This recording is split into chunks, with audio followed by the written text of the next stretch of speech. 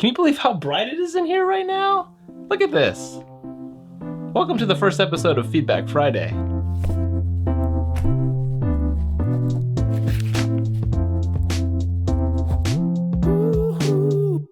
Hello, thank you for checking out the very first episode of Feedback Friday, the series where we look at videos from other creators, break them down, see what's working, where they can improve, and how they can get better and grow so that we can all learn through the process. If we haven't met yet, I'm Genki Hagata, and on this channel, I'll do my very best to help you grow through friendly critiques and tutorials. Before reviewing anyone else's work, I'll always ask them questions about what their intentions were with the video, what's it for, what they thought went well, what they learned, also that we have a good perspective and lens to critique the work through. Today, we're reviewing a video by Abdulaziz, who I've been following since late 2018, not long after he started vlogging on YouTube with his iPhone, and it's been super fun to watch him get better and grow over time. Abdulaziz is a young teenage aspiring photographer and filmmaker. He's been making videos for the last 18 months, and at least for the near future, he's got his sights set on being a freelancer in the photo and video world. And in my own personal opinion, I would say if he wanted to, he could start as a freelancer now. The video we're looking at today, like I said, is his latest video, and in it he's trying a few different new storytelling techniques. He's combining a little bit of a sit-down storytelling shot with some on-location vlog footage and trying to tie it all together. I'll leave a link to the full video down in the description, but for now, let's hop in and take a look at the video.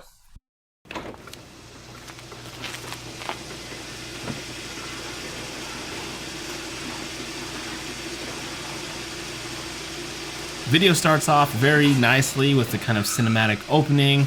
I'd say could be a little bit rushed, especially since I've seen some of his other work that's a little bit more cinematic, cutting together a lot of these sequences of the car footage.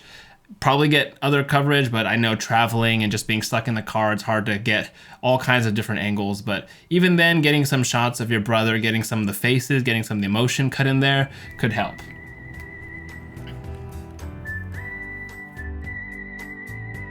So one of the things that Abdulaziz asked for what could be improved upon was scenes that really didn't need to be there. So in these kind of upfront sequences, about the first 2 minutes or so, there's a lot of the same shots going on in the car. I would maybe consider trying to get some different angles, maybe change it up a little bit. It starts to work good here when he's comparing the shots of the road from the US and Colorado to back in Uzbekistan and the similarities there, because we're really comparing the similarities of the road and not so much worried about the shot itself. So there I think it works. Let's move on. The pacing of everything seems pretty good when we get out of the car here. I would try to tighten up this transition. It's a little bit of a nitpick, but when you're cleaning that lens, you do it more than you really need to. Just that last one to get a sense of cleaning the lens, getting out of the car, and transitioning back into the next shot.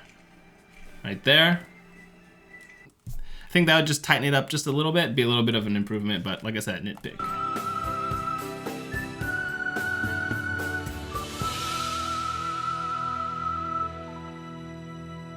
Right as we transition out of the car ride and kind of fade into that black, I really like that you held it there to match the beat of the music. I feel like that works a lot. And sometimes when we're making videos, especially vlogs, we're trying to rush that pace along, keep things really snappy. But I like the decision here to kind of hold it and slow things down.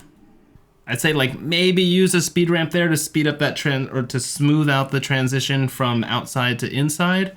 Otherwise, pretty solid right there. There's a couple spots throughout the video, this one, and then one more of your brother speaking. It's one of those opportunities where adding captions could be really nice because, you know, listening to this through speakers or even through headphones, it's hard to hear what he's saying.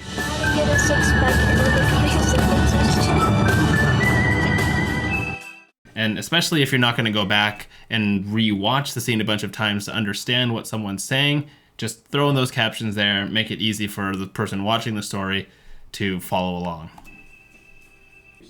I do like that how in this video, not only are you mixing in that sit-down storytelling, that story time kind of a vibe with the vlog footage that was captured there, but you're also using these on-screen titles to help tell the story along. And I feel like that full black with the text, it works nice.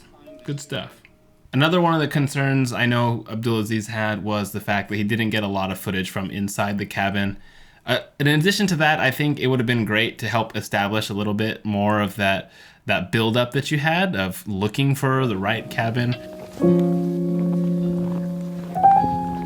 Right, you've got a little bit of a build-up, but I feel like there could have been, one, a better payoff by seeing the inside, and two, perhaps a little bit more of the tension built, either over time or maybe, you know, like tighter, riskier shots, that sort of stuff. The suspense kind of builds. But despite not having a lot of interior footage of the cabin, the dialogue and the narration, I think, works here, helping draw a picture in our mind of what it is. And we came back, ate dinner, now we're lighting a fire.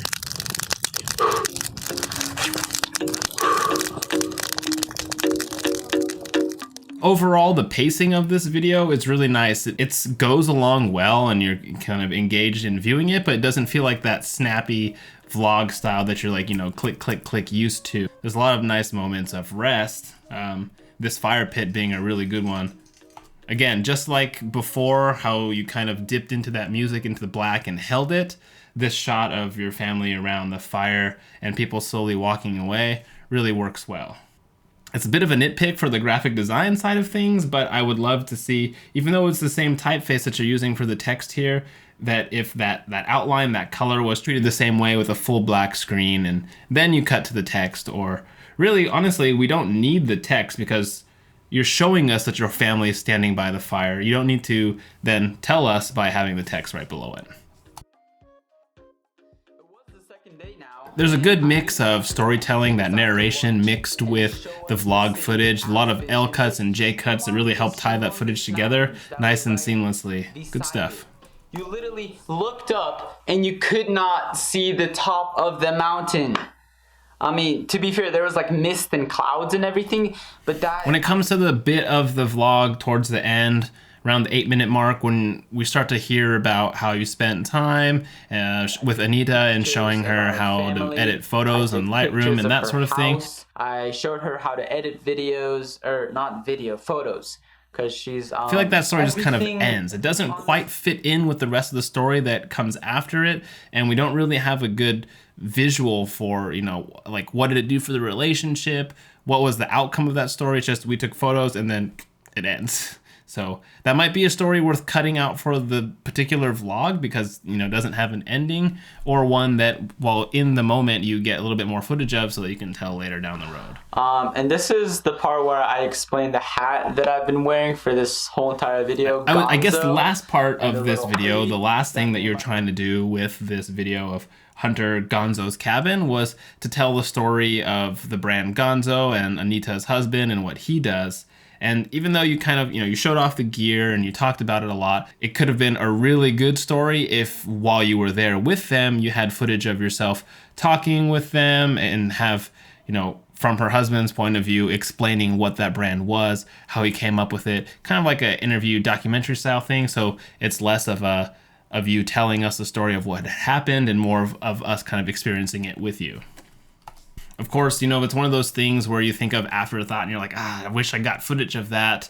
And in that case, yeah, showing it in your room, telling us the story works fine. It might just be a little bit drawn out, maybe edit it down a little bit.